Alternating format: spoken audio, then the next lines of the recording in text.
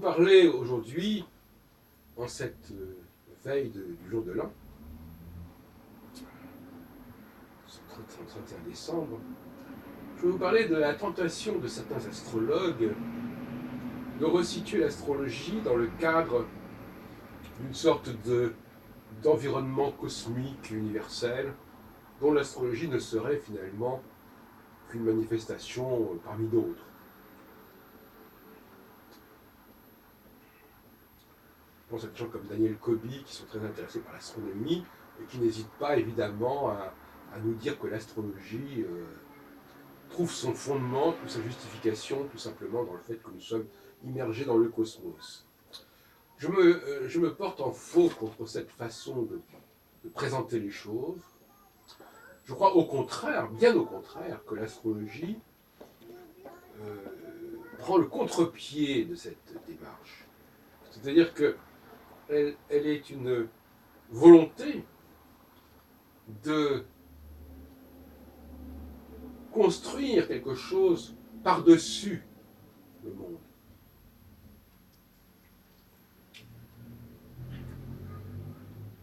Et d'imposer des lois qui soient propres aux hommes et qui ne sont pas nécessairement celles de l'univers, celles du cosmos, celles du système solaire. Et aujourd'hui, il y a un certain nombre de pseudo-évidences qui circulent dans le milieu astrologique, comme quoi, dès qu'on parle de Jupiter ou de Saturne, c'est forcément de la planète qu'on parle. Dès qu'on parle de mythologie, c'est forcément d'astronomie que l'on parle.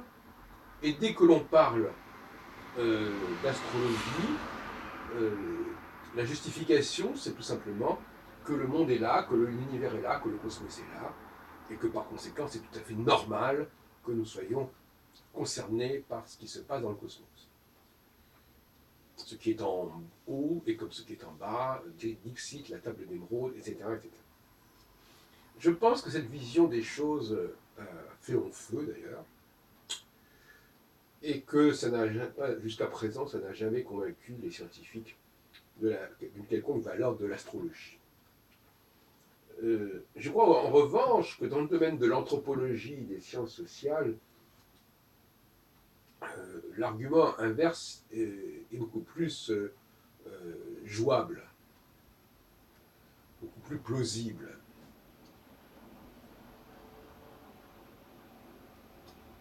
J'ai déjà insisté sur le fait, et je le répète, c'est jamais inutile, que si pour un astronome, un cycle, c'est le temps qu'il faut, ou l'espace à franchir, parcourir, pour revenir au même point dans le ciel, au même point sidéral, puisque l'astronomie se sert du sidéral pour déterminer le temps de révolution.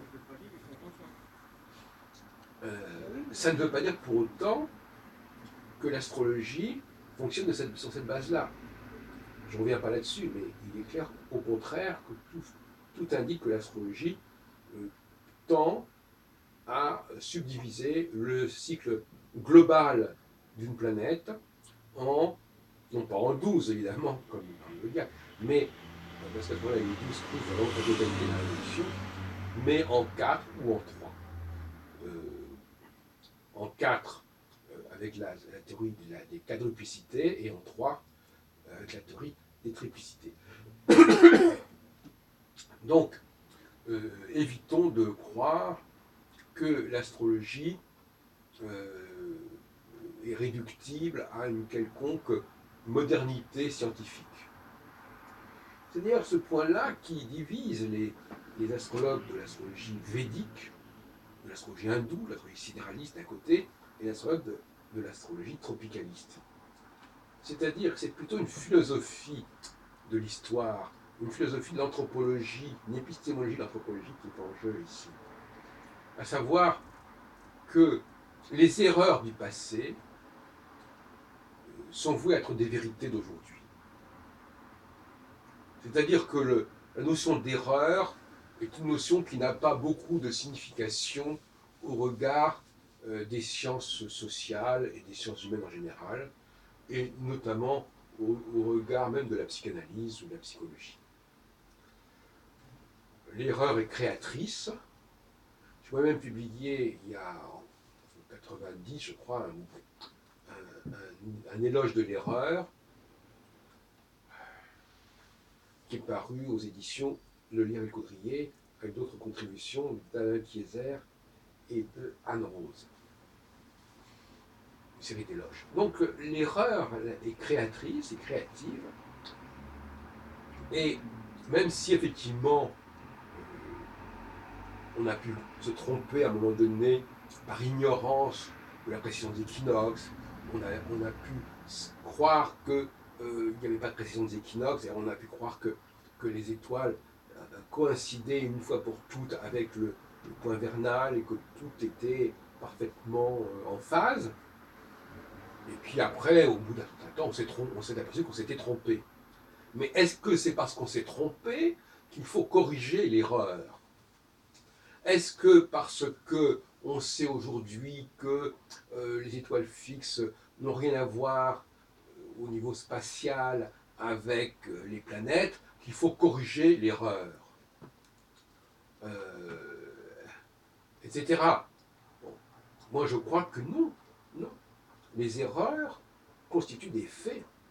Et à partir du moment où nous avons construit sur ces faits, que nous sommes habitués à ces faits, eh bien, ces faits deviennent une réalité, notre réalité. Donc, méfions-nous de la modernité. Par exemple, le fait qu'on n'ait pas connu Uranus, Neptune et Pluton, c'est une erreur, si on veut.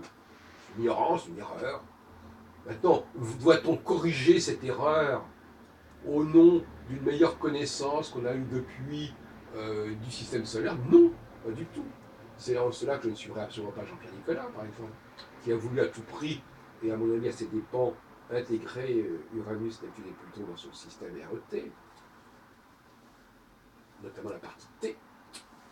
Parce que la partie R, c'est l'escorte solaire, la partie E, c'est Mars, Jupiter, Saturne, etc. Donc, non, non. Il faut assumer ses erreurs. En revanche, ce qui est beaucoup plus intéressant, c'est que il faut faire attention à ce qu'on appelle la corruption. L'erreur, c'est une chose, la corruption en est une autre.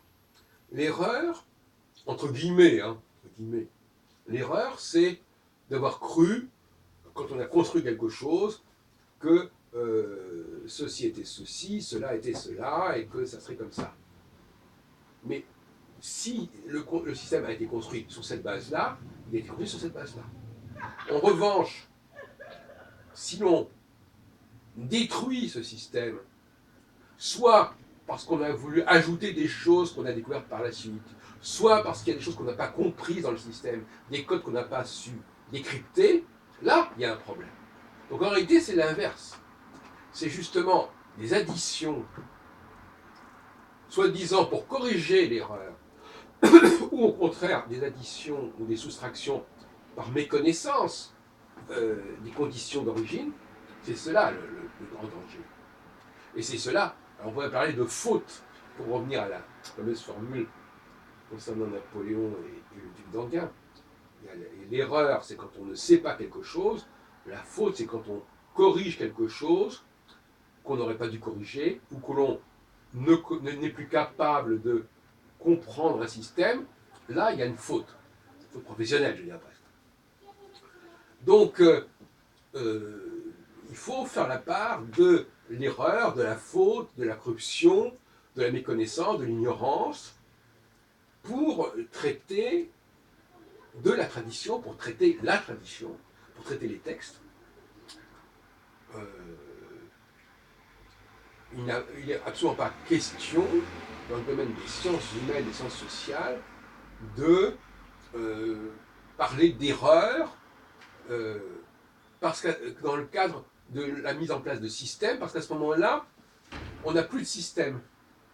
Parce que le système d'origine est dévalorisé et dévalué, donc il n'y a plus de système. Donc n'ayant plus de système, on n'a plus de structure, et donc on a une espèce de processus comme ça, qui est en progrès, qui est en train, comme ça, en développement, et qui ne va nulle part, et qui ne vient de nulle part. Donc qui est, voilà, c'est un peu par exemple le problème des langues. je me suis beaucoup battu à ce sujet, les langues, est-ce qu'il faut les considérer comme un phénomène comme ça qui se développe de façon plus ou moins incontrôlée, hein, sans planification, et qui s'adapte, s'ajuste à des situations successives, ou bien au contraire, les langues sont-elles au départ, ou en tout cas à un moment donné de leur construction, de leur élaboration, des systèmes extrêmement rigoureux, extrêmement rigides, extrêmement cohérents, qui sont évidemment probablement fondés sur des erreurs, parce qu'on a pu théoriser et intégrer des données qui étaient discutables. Mais peu importe, le problème c'est, dans ce sens-là, je suis très structuraliste. Et voilà, c'est tout. Il y a une structure qui est mise en place, cette structure elle est intégrée dans l'inconscient collectif, elle est intégrée dans nos capacités à décoder des signaux, et on ne peut pas remettre en question cette structure, aussi défectueuse soit-elle, si on emploie le mot défectueux, non pas pour dire que la structure est déformée, parce que ça, ce serait effectivement quelque chose de problématique, mais parce qu'elle ignore certaines données que désormais, à présent, on connaît. Donc, pour revenir à l'objet initial de mon discours, l'astrologie, l'avenir de l'astrologie n'a rien à voir avec l'avenir de l'astronomie. Ce que l'astronomie va découvrir à l'avenir ne saurait en aucune façon affecter l'astrologie. En revanche, dans le domaine des neurosciences, dans le domaine génétique, là, en effet, il peut y avoir des éléments qui peuvent entériner quelque part le processus astrologique. C'est beaucoup plus dans le domaine de la biologie qu'il faut attendre une validation de l'astrologie que dans le domaine de l'astronomie, de l'astrophysique. C'est tout le problème aussi dont on va parler déjà, vu de l'émetteur et du récepteur. Il y a des astronautes qui mettent l'accent sur le rôle de l'émetteur, et qui veulent absolument qu'il y ait une émission, et que ce soit l'émission qui importe, et que le récepteur ne fasse que s'imprégner de cette émission. Et puis il y a ceux comme moi qui pensent au contraire que ce qui compte c'est la réception, c'est la façon dont on capte les informations, dont on décode et dont on intègre les informations, et par conséquent, l'émetteur ne joue qu'un rôle mineur, c'est la façon dont tout ça est reçu qui compte. Cela dit, il ne faut pas dire pour autant que... il y a des débats là-dessus, mais il est clair par exemple qu'un compositeur qui élabore une œuvre n'est pas à mettre sur le même pied que l'interprète qui va la jouer. Même si l'interprète est en position de récepteur, dans ce cas précis, c'est un autre problème qui se pose à un autre niveau. L'interprète, parce que moi je m'occupe beaucoup de musique, c'est d'abord quelqu'un qui capte, justement, qui reçoit des données, qui les intègre dans sa propre composition musicale. Et donc finalement, celui qui ensuite après va interpréter, comme on dit, le travail du compositeur, c'est un récepteur de deuxième rang. Et lui, à ce moment-là, il n'est plus un récepteur actif qui va capter la réalité dans le vif, c'est un récepteur qui capte des données qui sont déjà mâchées, qui sont déjà codifiées et qui sont mortes en quelque sorte. Ouais, il y a eu un